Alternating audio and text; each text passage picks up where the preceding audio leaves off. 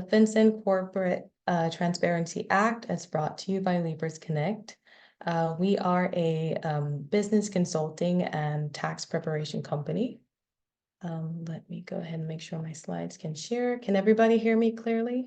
Go ahead and put something in the chat so I know you're hearing me clearly. All right, awesome. All right, so I am going to get started. All right, so we are a business consulting and tax preparation company. We offer services that range from tax preparation to tax resolutions.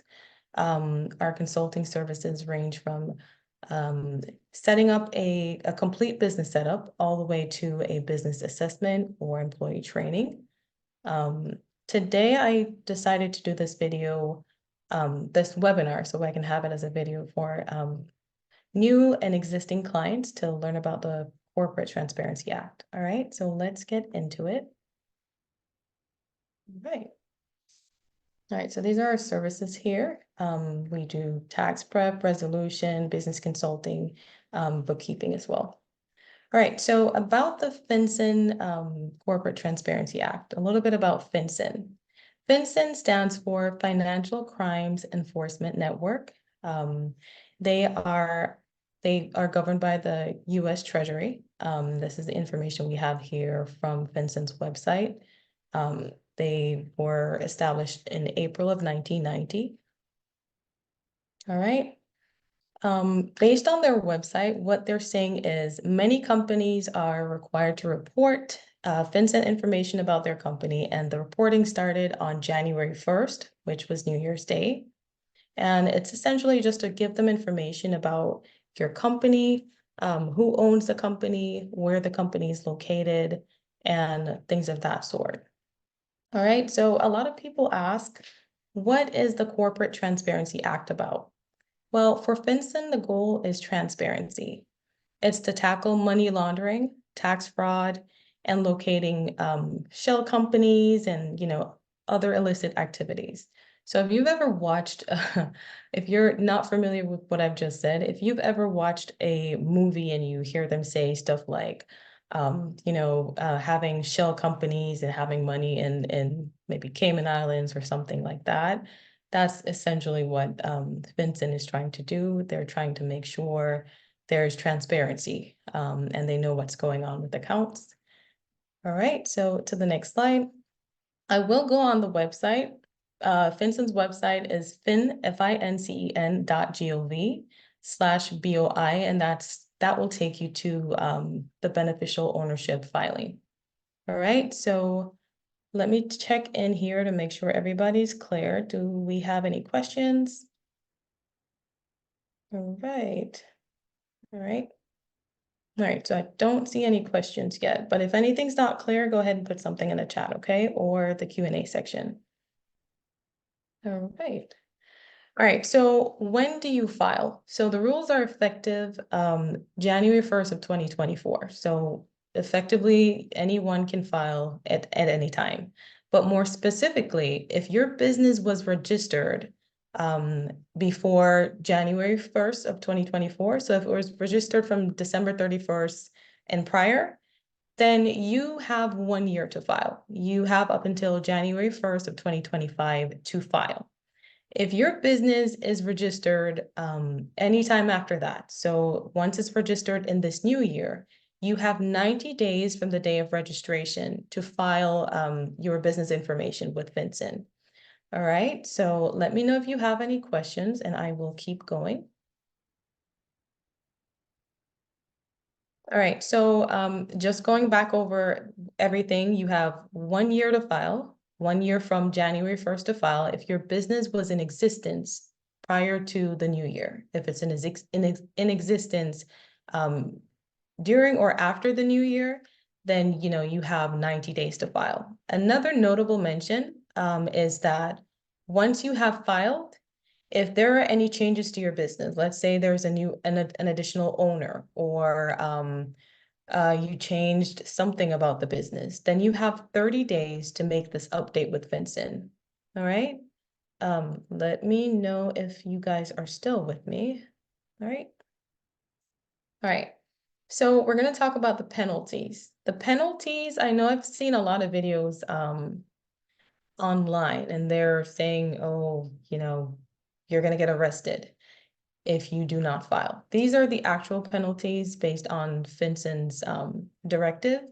You will be penalized based on willful failure. So if they are able to determine that you willfully failed to file, it's $500 per day for late filings up to $10,000, right? So $500 per day, 500 US dollars per day for every day that you have not filed, and it goes all the way up to $10,000. And then there is also the case of imprisonment of up to 2 years. So those are the two options. I believe it's highly unlikely you'll be penalized if you follow the instructions, right? So if your business was registered before the new year, you have a year to file, a year from January 1st. Business was registered in 2024 or onwards, you have 90 days. And if you have any changes to your business, you have 30 days to provide them with the changes. And these are your penalties. All right, awesome. All right, so let's go to the next slide. All right, so who is and isn't required to file? Smaller companies generally are required to file. So LLCs, small corporations generally will have a filing requirement. There are some exempt entities. I will not go specifically into that, except to say that there are some companies that may be inactive. Business is no longer in existence. They may not have a filing requirement. But for the most part, smaller businesses are the target audience for the BOI filing. All right. All right. So once you file this information, I've had a lot of my clients ask, who has access to my information?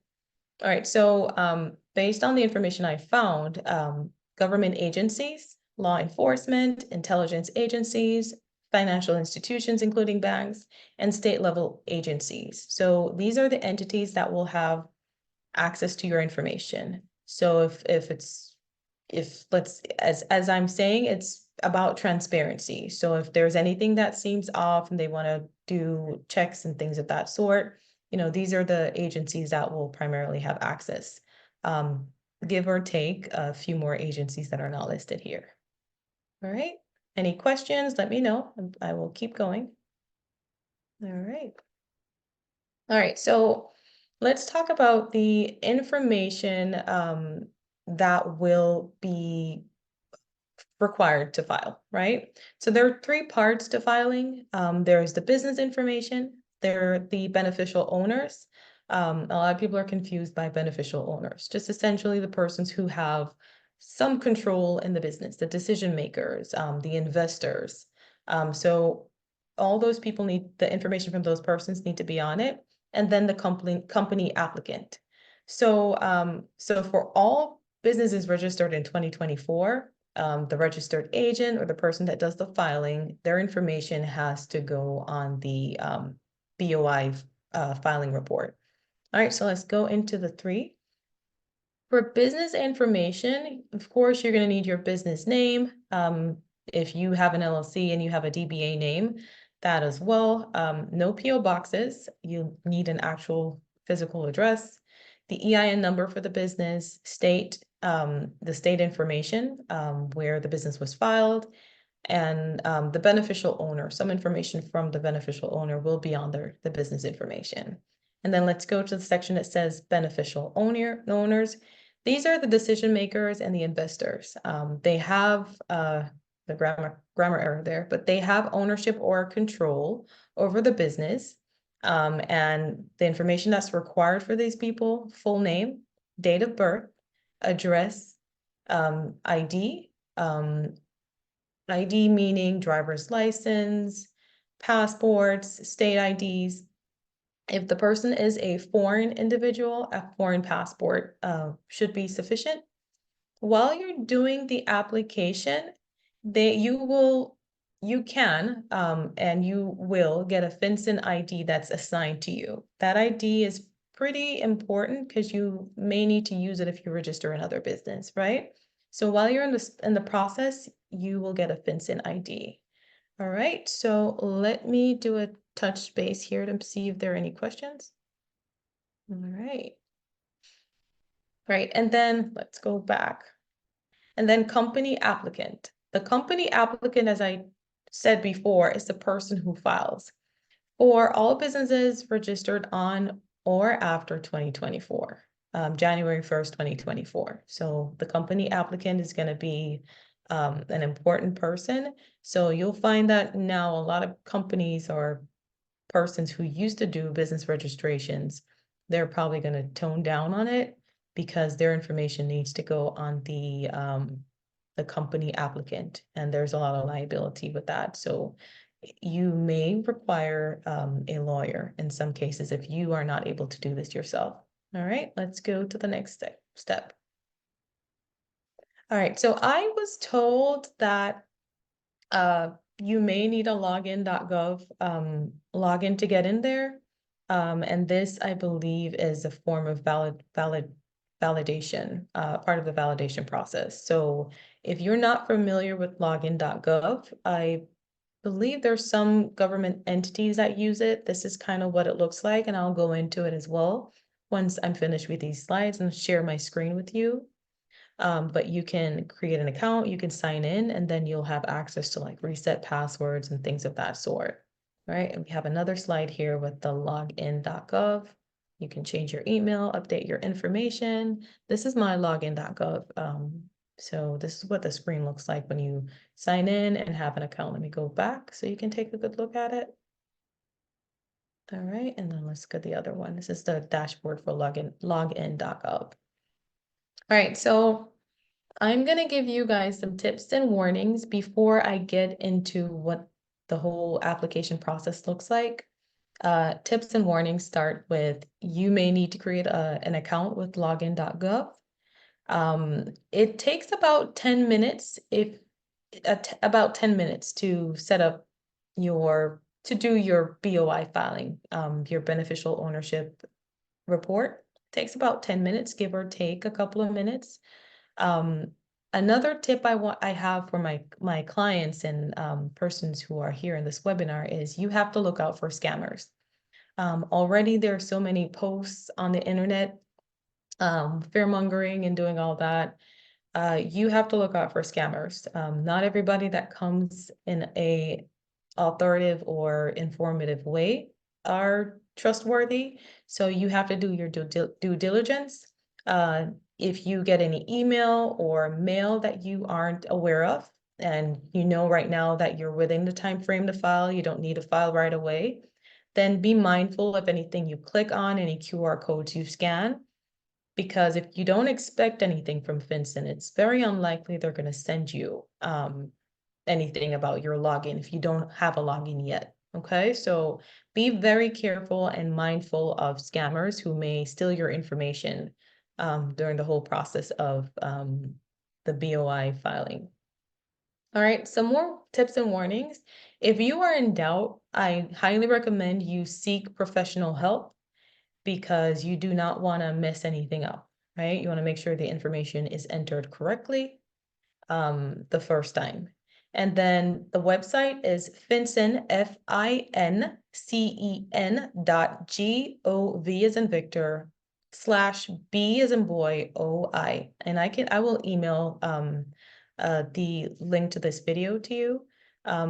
It has been tested, the website has been tested and it works well. And another thing I want to say is FinCEN is not an annual thing. You file once, you only need to file again if you have an update with your business. So if you don't have an update, you don't need to go back into it. File once and you're done. All right, so I'm going to stop sharing for a quick second, and then I'm going to share another screen so we can go into what the FinCEN website looks like. And then I'm going to do a quick time check because I think I'm in time. I move pretty quickly. Let me know if you have any questions. Okay. All right, let's share screens with you. Okay, let's close this out. All right, let me know if you guys are seeing my screen. Are you seeing the BOI website? The FinCEN website? Okay, let's go back to the Zoom, see. All right, so let me make sure you're seeing my screen. Let me check this chat real quick.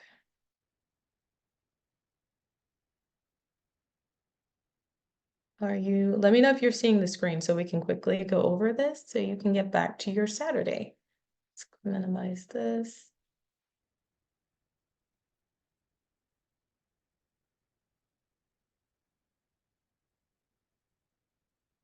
All right, so this is the FinCEN website, right? Okay, awesome. Thank you, Doug. This is the FinCEN website, right? So once you get on the website, you are going to hit the section here that says File Report Using BOI e-file system.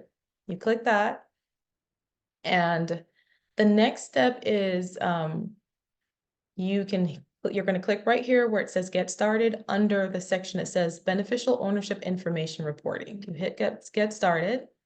And I want to say that this is not legal advice. I am just providing a guide because I see so much misleading information out there. You're going to take this at your will. And if you are in doubt, you seek professional help, okay? Once you scroll down, you get off that section and you get to this section, you're going to go to the section that says File Online BOIR. So Beneficial Ownership Information Report. There are two options. There's the PDF option where you can upload the information into their system, or you can do a manual enter. Let's just do the manual enter for simplicity. All right, so we click that option there, and this is pretty much what it looks like. It has about 5 tabs at the top. The filing information, so you're going to indicate here if this is your first filing. If you filed before, made a mistake, you select option B. If you want to update, like that's a 30-day requirement. If there's something that happened, there's a change to your business, there's an additional owner, or an owner came off, I'm hypothetically speaking, this is not a fact, then you would hit update prior reporting. And there are some entities that are exempt from filing, right? So let's go to the next tab. So reporting company. This here, you can request a FinCEN ID. This is what I spoke about. Getting a FinCEN ID is pretty good to have it in case you have another business that you need to register and everything can be under one. So you're going to request a FinCEN ID here, and then you're going to fill out your company information.